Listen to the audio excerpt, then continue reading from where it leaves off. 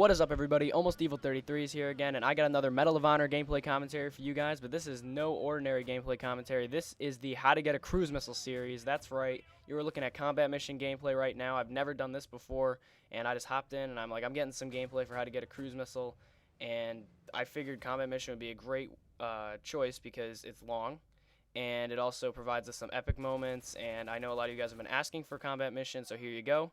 I'll be using the M16A4 with iron sights and extra mag, and obviously stock barrel. So a couple quick tips for combat mission before I even get into the how to get a cruise missile series, because I have a lot of time here. A couple really quick tips: smoke and rush. Those are the two tips you get. Use your smoke grenades. Be a rifleman. Use those smoke grenades, and also rush. Don't camp and snipe. Those are the two biggest tips. If you do that, and there are at least a few people on your team doing that, you'll win most of the time on either team. It's pretty unbelievable, honestly. That's what I've noticed in playing. If you camp, you're not going to win anything. If you're afraid to die and you just kind of sit around, it's not going to work. So those are my tips to you for playing combat mission. Maybe I'll make another video explaining more in depth. But right now I need to talk a lot about how I get cruise missiles and how I play. So this series is going to be broken up into 2 different episodes.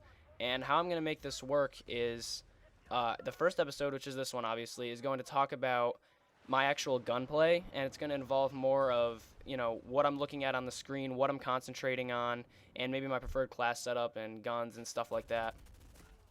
And later this week I'll have the second episode, which is going to entail how I use score chains and support actions and maybe some other tactics thrown in there. It's not going to be as long as this one, but this one I think is very, very, very important. Both of them are going to be great and very informative. I hope you guys take something away from this, and definitely let me know in the comments if you did.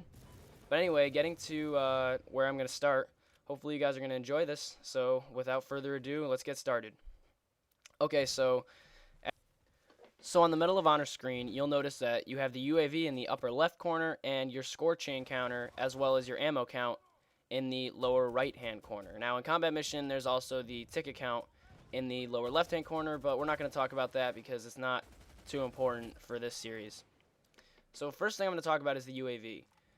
The UAV is the most useful tool in Medal of Honor by far. It's the most useful defensive score chain award, and I always recommend using it to anybody, anytime, every time, because it's just so helpful. Now, I'm going to give you 2 reasons why having the UAV is so important. The first reason, you can see where the enemy is behind you. Now, this is really, really important, because if you don't know where the enemy is because they're hiding in a dark corner, or they're coming up behind you because they spawn behind you, the UAV will let you know. And you don't know how many times that I haven't had a UAV up where the enemy comes up from behind me and knifes me or shoots me in the back because I didn't know they were there. How was I supposed to know? You could sound whore if you have like Turtle Beach headsets like I do, but you can only do so much. The UAV helps with this all the time. So put it up, put it up, put it up, put it up. It gives you, let's see here, 25 points if you're on console and 30 points if you're on PC. And that's a big chunk of points towards the Rocket Strike score chain. So I highly recommend using it just for that regard. And not only that, it gives you 30 seconds of knowledge of where the enemy is. So the second reason that the UAV is ultimately important is because you can tell where the enemy is spawning. So why is this important? Calling in support actions. How I get cruise missiles. I use the UAV. If you guys wonder how I put down my airstrikes so fluently or how I know where to look, that's how. I know where the enemy's spawning because I have the UAV up. I see a big grouping of red triangles on the UAV. My eyes are constantly wandering up to that UAV. That's how I always know. And right here I'm going to actually cut the gameplay a little bit because it just was a little bit too long. I can only upload up to 15 minutes. I'm not a partner right now. I probably will be later on. But as of right now, I'm not, so I'm just going to cut the gameplay a little bit. But it doesn't really take too much away from the actual game. So hopefully you guys will excuse that. But anyway, getting back to the UAV here. Now, I mean, in combat mission, it's not ultimately important or as important as it is in Sector Control and Team Assault. But I mostly play those 2 game modes, so I love my UAV more than anything. I would never be able to survive in hardcore mode if there wasn't a UAV up. So that's why I'm lucky I don't have to play hardcore. But the UAV is just so helpful, guys. I can't stress it enough. It's kind of ridiculous how much I'm going to be repeating that, but the UAV is so ridiculously awesome and important to winning a game. And you'll notice that if you put up a UAV, your team will also do better because they know where the enemy is. And that'll help your team win. Now, I know you guys are mostly concerned with how I'm dropping cruise missiles, and the UAV is always step one. You'll notice I always call in a UAV when I get to those 50 points. Usually I'll wait until I get to 75 because that's just the kind of player I am. I like to play cautiously. I don't want to just call something in right away. Usually I'll kind of hang on to it. But when I get to those 75 points, I'll always call in the UAV. And that's just because of how important it is and how helpful it is. You know, with the UAV, I'll look at where I want to place my rocket strike if I want to use it. But at the same time, I might want to hang on to the rocket strike because it doesn't have a huge blast radius. And like I said, I'm going to talk about score chains in the next episode, so I wouldn't worry too much about that as of right now. But just saying, for future reference, just call in the UAV every single time. It's so much more helpful than the mortar strike. So now that you guys know why the UAV is so important, I'm going to kind of move on a little bit to the next section of this episode, which is the score chain counter and ammo counter. So I'll start off with ammo because it's pretty straightforward. Obviously, you want to know how much ammo you have in your gun. Because, I mean, if you get in a gunfight, you might need the whole clip. If you meet up with 2 or 3 enemies that you just need to kind of spray and pray, you might need that entire clip to survive. So I always recommend reloading when you can because it's just very important and it always helps you out. So that's just pretty much why you want to know that. You might also want to know when you're running low on ammo so you can make an ammo run. And that's why I also recommend using extra mag so you don't have to make as many ammo runs. So getting back to this whole score chain counter and ammo, that's just what you kind of want to do. Run extra mag, pay attention to your ammo, you should be okay. You shouldn't really run out of bullets that often. You know, I think most of the time having 180 bullets is plenty for getting cruise missiles, so don't worry about that too much. Now the score chain counter, this is a little bit more important. Sorry for stuttering there. This is more important because the score chain counter really, it explains so much to you in terms of when you should use defensives and when you should use offensives. Based on my score chain, when I look at it down in the lower right-hand corner of my screen, I'll decide whether I want to call in an offensive right there or whether I want to hang on to it and just, you know, try to shoot a few more people and then just opt to use the defensive. So that's how it kind of shows me what option I want to take there. So, for example, I just picked up a rocket strike. I'm not talking about the gameplay, I'm just, you know, making an example.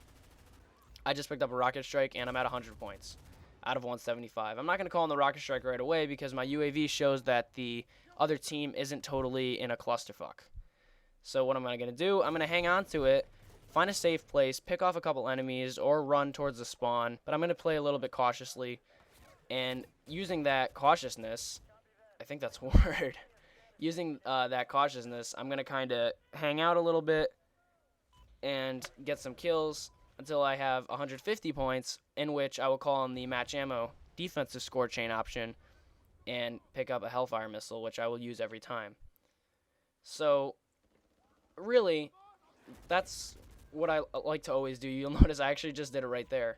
I called in that match ammo, I believe, or shoot, I might have called in the rocket strike. I have no friggin' idea. But the only reason I might have called in the rocket strike, and I will call in the rocket strike a lot in this gameplay, and that's because the enemy is constantly like clustered over here near this objective, and I already knew that in advance. I didn't even need a UAV to show me that.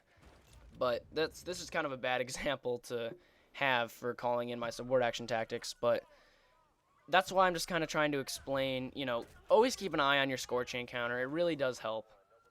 But, you know, it's kind of weird, you know, everybody thinks that there's this one way that I get a cruise missile. You know, like, oh, tell me how you get cruise missiles. I just can't, you know, it just comes with experience. So that's what my next point is here. I mean, getting cruise missiles comes with experience. You need to know the common camping spots in this game.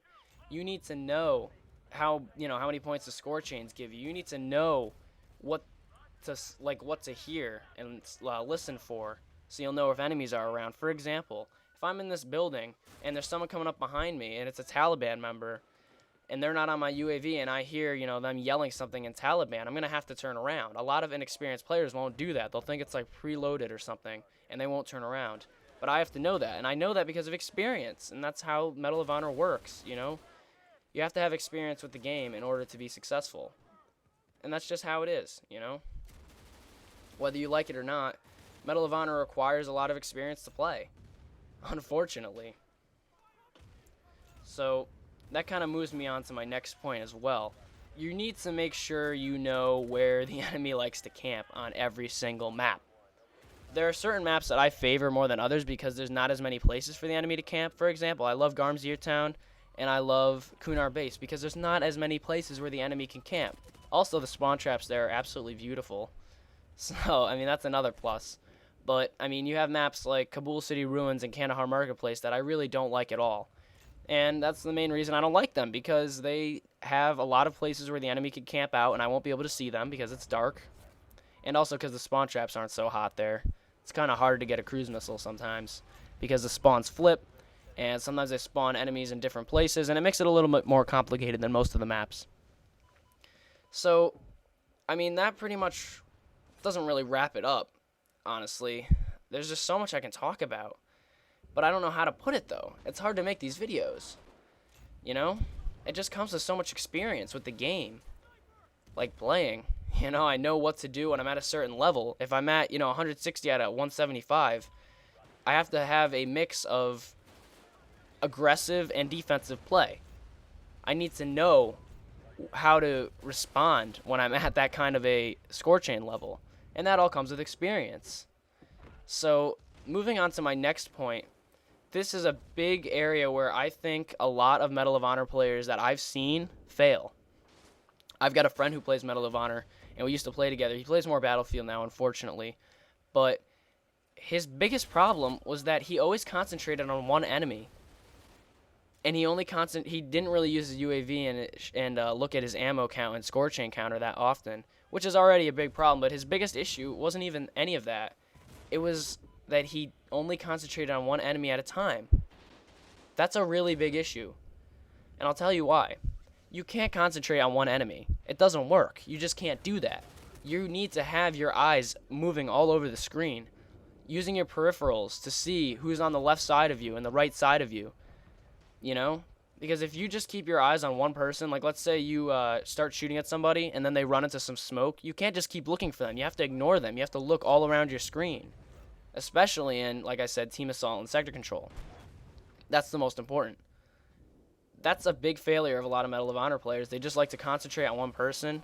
A lot of times they'll chase after somebody with a knife and get killed from behind. You just need to see the whole screen. I can't really explain it that well. It's hard. If you did a time lapse of me playing Medal of Honor, you would notice my eyes wandering to the upper left and the lower right, and then to the left and the right. And I mean, you'll just notice that my eyes wander like crazy. I might actually make a video, like a time lapse of me playing. But anyway, I hope you guys enjoyed this video. If you really learned something from this, I really want you to leave a like on this video and comment.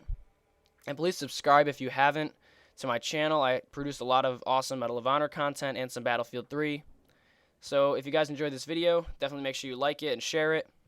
And other than that, I will talk to you guys later. Thanks for watching. The next episode of the How to Get a Cruise Missile series, talking about my tactics for score chains and support actions, comes out later this week, hopefully Thursday, maybe Friday.